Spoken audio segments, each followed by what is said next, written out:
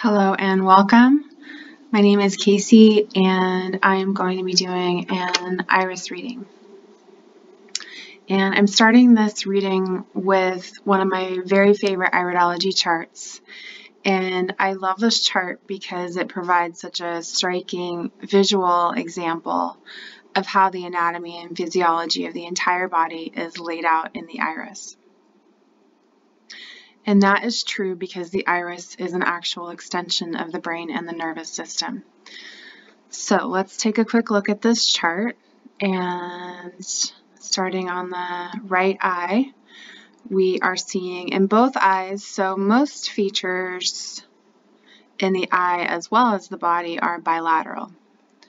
So we can see in each eye we're going to have a leg, an arm, a kidney, an ear, an eye, things like that. There are a few exceptions, so let's just look at the basic topography before I show you those exceptions. The head and the brain are located at the top of the iris. If you follow that directly down, you're going to find the thigh, knee, and foot. And then just medial to the thigh, knee, and foot in each iris is going to be the kidney and the adrenal gland that sits right atop the kidney. So over here in the left eye, same thing. We have the leg, and then just medial, just to the inside of the leg, we have the kidney and adrenal gland. Both eyes are going to show on the medial side the throat area, the trachea, and the vocal cords. So here in the left and then here in the right, the throat area. And likewise, on the lateral side of each eye, you're going to find the lungs and the ribs. So one difference in iridology between the right and left iris is you're going to find the liver right in here in the right eye and the gallbladder right here. And in the left eye, you're going to find the heart in this area nestled up against the lungs. There's a few more exceptions, but those are the two I'm feeling to mention. All right, let's look at the center of the eye, and this area in here is indicating the stomach area.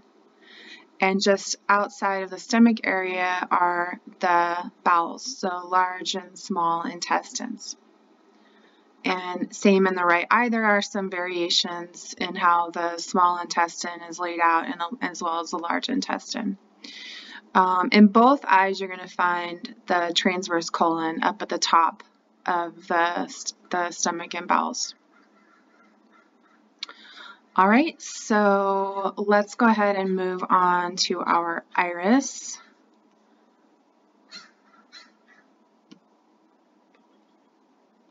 And we have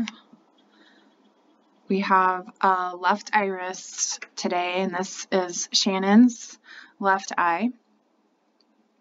And first thing I'm going to take a look at, if anyone is wondering, if you're new to iridology, you're going to see, most of the time you're going to see little lights from the iridology camera. All right, so that's just what those are. And then this little marking in the center in the pupil is a reflection of this light.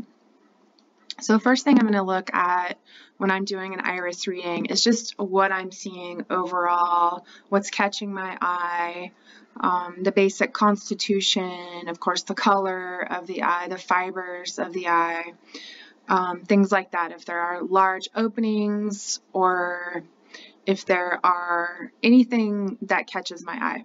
I'm going to just take a quick look and see what I see, and then I'm going to move on to the more specific mapping of the iris. All right, so in this eye, we have this brilliant blue eye, and right away I can see that the constitution is good, so a good genetic heritage. You can see that in the fibers of the iris. They are fairly close together. So they're not super, super, super close. And in iridology, they talk about comparing the iris fibers to that of different cloths. So this wouldn't necessarily be like a silk, like a super, super closely woven trabecula iris, but it is definitely, the fibers are pretty close together. And she doesn't have a lot, if any, large lacuna or openings in the iris fibers themselves. So that is indicating to me that her genetic heritage is strong, and that the next thing I'm seeing is a lot of inflammation. So when you see these super white, bright white markings, whether it's in the iris fibers or sort of, you know, in this area, it's almost like white clouds up in here. And again, this is the brain area. So I'm seeing a lot of inflammation in this eye. I'm also seeing right away, the next thing I'm noticing is there's a skin ring. So you can see the skin ring in the darkness. The skin is on the outside, and then just inside the skin in the iris map, you're going to find the lymphatic system. So there does look to be like a skin ring, especially pronounced in the throat and the lung areas. So when you see a skin ring, the first thing you're going to be thinking is, how well is this person releasing toxins through the skin? And of course, there's recommendations for improving that capability of the skin to release toxins. And I have some of all of this stuff you'll be able to find on my website.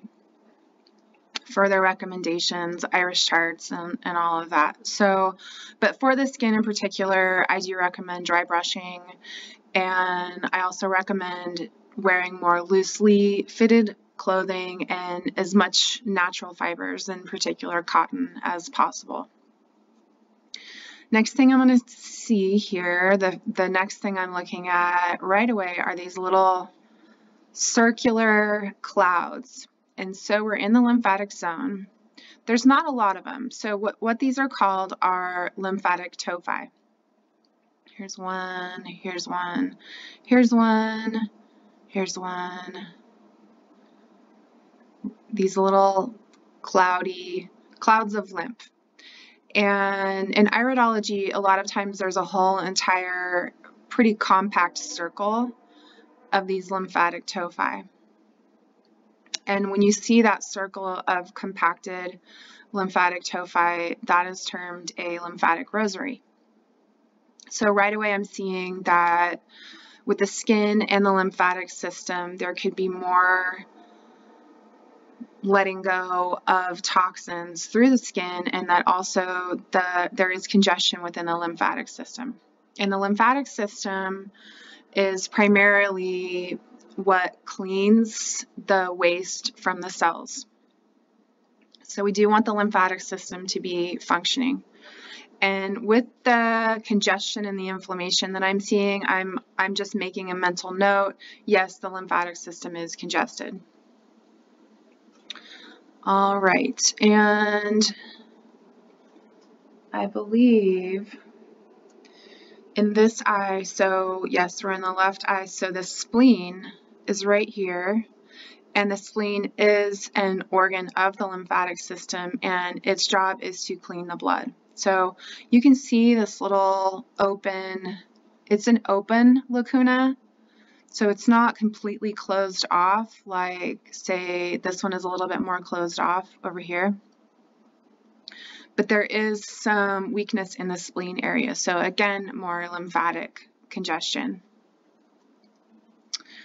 All right, and in order for the lymphatic system to be functioning at its best, we do need also to have the kidneys and adrenal glands functioning, especially the kidneys. So we're taking a look at where her kidney area is. It's right over here. So remember, just medial. So we're on the left eye, and medial is going to be in this area over here. So definitely some congestion and a little bit of inflammation in the kidney area. And while I'm looking at the kidney area, I'm also looking at the adrenal glands. So let's backtrack a little bit. The kidneys are the organs that eliminate the cellular waste. So when the lymphatic system, in particular the lymphatic nodes, aren't able to process all of the toxins they've been collecting from the blood and any other metabolic processes in the body, it hits the kidneys. So the kidneys are primary in terms of removing toxins from the body. And just above the kidney is going to be the adrenal gland.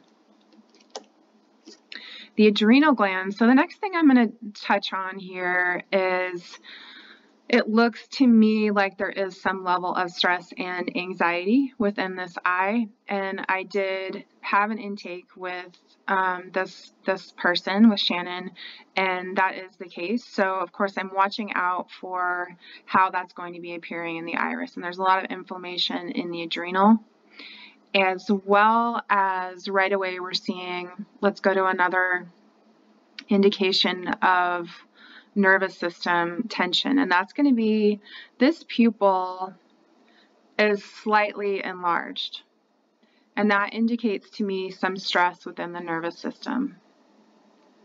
Okay, so that's just two things right there. And then the other place you're going to be looking for anxiety in the eye is in the brain centers.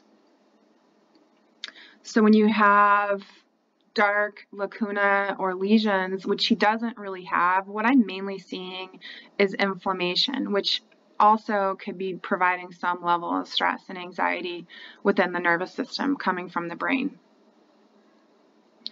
Okay, so this area here is the pituitary and pineal gland. So here's the pituitary, and there's some discoloration in this area, and then just to the left of that is the pineal. Both of these areas are congested. I wouldn't be surprised if there's calcification in there. When you have a lot of inflammation, the body's way of calming that down is by secreting calcium, or actually pulling calcium from the bones and sending it to the areas of inflammation. So that's why we get the pineal and pituitary, and all of our glands tend to become calcified, especially when we are inflamed. So I'm looking at the pituitary and pineal, and these are the two psychic centers. This whole area is the crown chakra, where inspiration from Creator comes in. And in particular, the pineal gland is related to sleep and dreams. It produces melatonin. All right, so, and I want to do a separate video on this topic, but this person has had a lot of experience with astral projection and has had in the past as a child an extremely active crown chakra and third eye chakra. So a lot of times when we have these gifts as children, we shut them down at some point, which is what has happened in this eye and in this body. So working on decalcifying by way of removing the acids from the body and meditation are going to help her to regain this ability. And that's a whole other topic. It's one of my passions, so I will do a separate video on astral projection, lucid dreaming, and how to improve your ability to do such. Okay, so leaving the brain area, we're going to leave it at that. There's a lot of inflammation. I'm not seeing any particular brain centers that are standing out to me. This area, somewhat, this is the eye, sort of like the eye, and what's next to that, the forehead over here. There's a little bit of opening in the fibers in here, but that's not technically within the brain area. So let's look at this area is standing out somewhat, and that is the self-stress, also known as perfectionism, pressure, brain zone, ego pressure. It has to do with self-image and blood pressure. It has to do with how we pressure ourselves about decision-making, psychological stress reactions, and even, achievement of ideals and goals. Okay, so there is a little bit going on in that brain zone. And then this one over here is the medulla. And the medulla has a lot to do with the respiration, with coughing, with breathing, with hiccuping, sneezing, swallowing. It's making me need some water. Heart regulation, salivation, even things to do with the digestive system. So it is connected in part to the nervous system in the way that it functions as part of the nervous system for survival and balancing, like daily functions that we need to be able to perform in order to just be alive. So a little bit going on in the medulla. You can also get, when you have tension or pressure, inflammation, congestion in the medulla, you can also get some dizziness.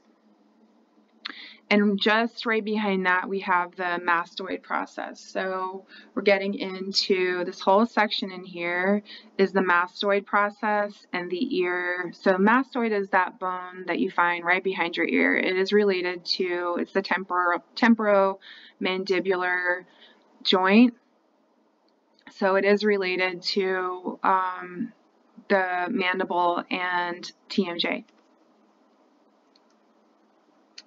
So let's see what else we see.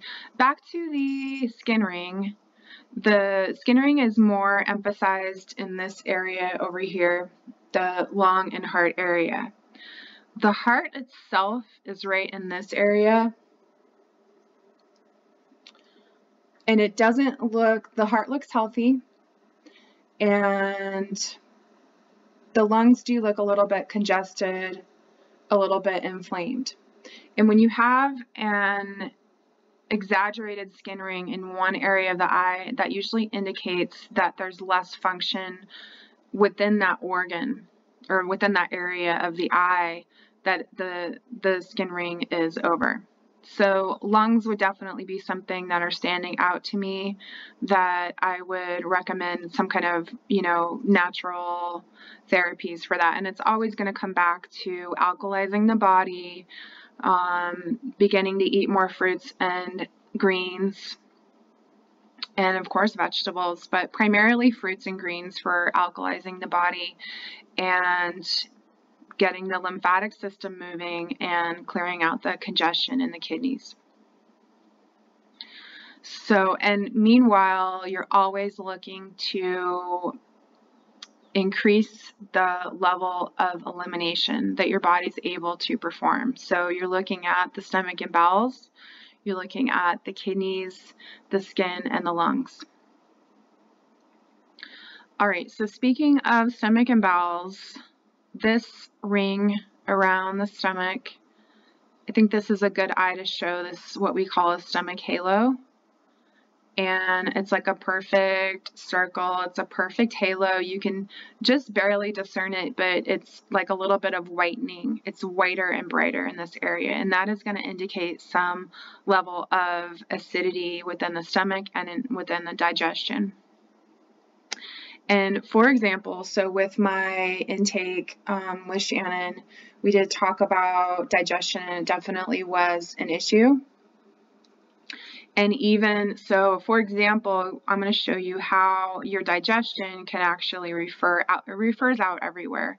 But in this case, you see this really bright, white, thick fiber right here. This is the breast area.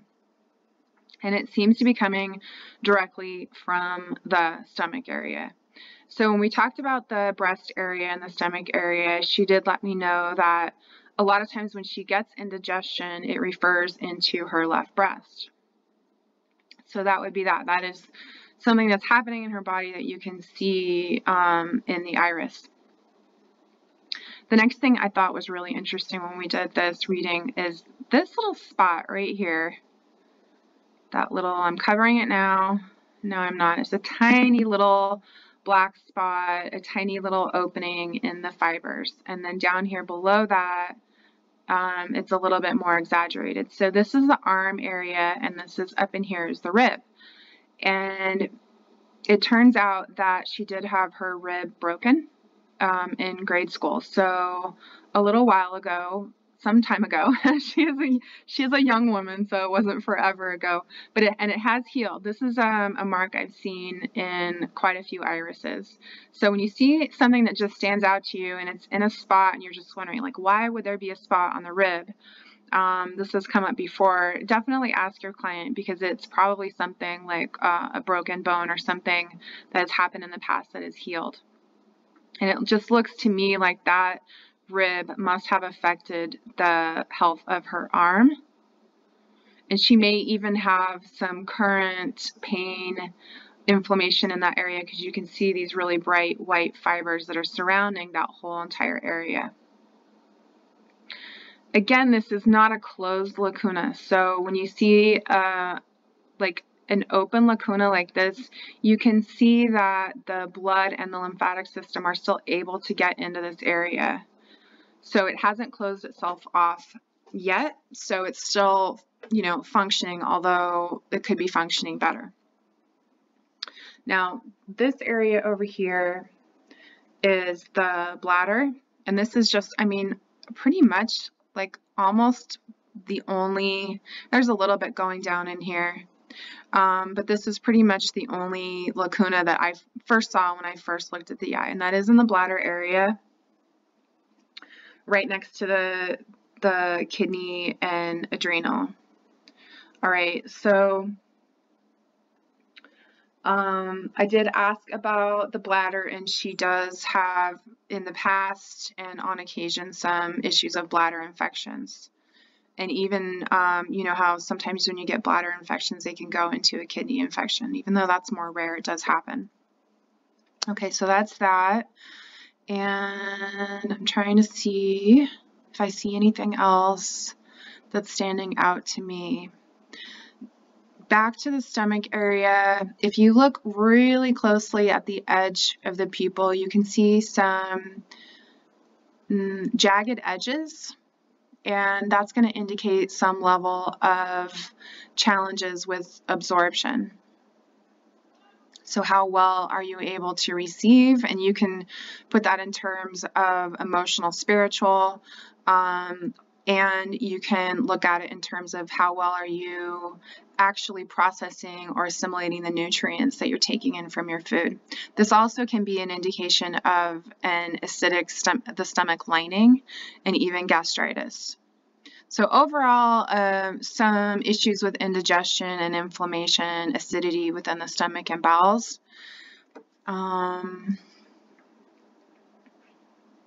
And again, it's going to go back to the same remedies of alkalizing the body while you're working on opening up the channels of elimination.